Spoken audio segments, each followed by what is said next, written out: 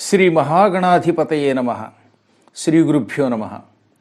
కలియుగంలో జీవులు చేసే పనులన్నిటిల్లోనూ ఏవో ఒక ఆటంకాలు కలుగుతూనే ఉంటాయి. ఈ ఆటంకాలన్నీ తొలగించడం కోసమని నారద పురాణం మనకు ఒక గొప్ప స్తోత్రాన్ని అందించింది. అదే శ్రీ సంకట నాశన గణేశ స్తోత్రం.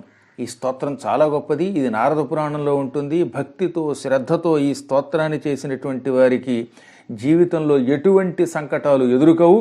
సంకటాలు వచ్చినా అవి నశించిపోతాయి. అందుకే దీనికి సంకట నాశన గణేశ స్తోత్రం అని పేరు. ఆ స్తోత్రాన్ని భక్తులు నిరంతరం చేసుకోండి. స్తోత్ర జపం చేయటం వల్ల, ఆ స్తోత్రాన్ని పారాయణం చేయటమే కాక విన్నా కూడా ఫలితం వస్తుంది కనుక అవకాశం ఉన్నవారు పారాయణము చేయండి. పారాయణం చేసే ఓపిక లేని వారు శ్రద్ధతో వినండి.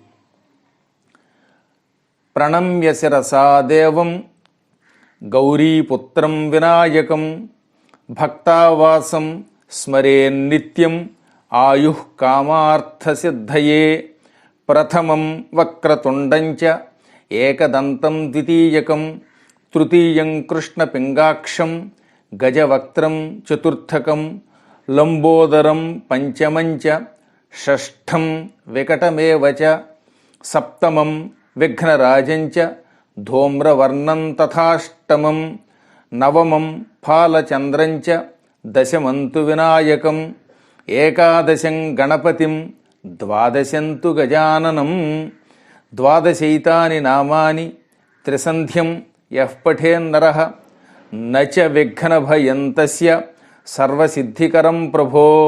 విద్యార్థీ లభతే విద్యాం ధనార్థీ లభతే ధనం పుత్రార్థీ లభతే పుత్రాన్ మోక్షార్థీ లభతే గతిం.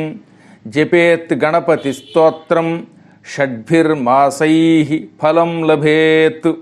సంవత్సరేణ సిద్ధించ లభతే నాత్ర సంశయః. అష్టభ్యో బ్రాహ్మణేభ్యశ్చ లిఖిత్వా యః సమర్పయేత్ తస్య విద్యా భవేత్ సర్వా గణేశస్య ప్రసాదతః.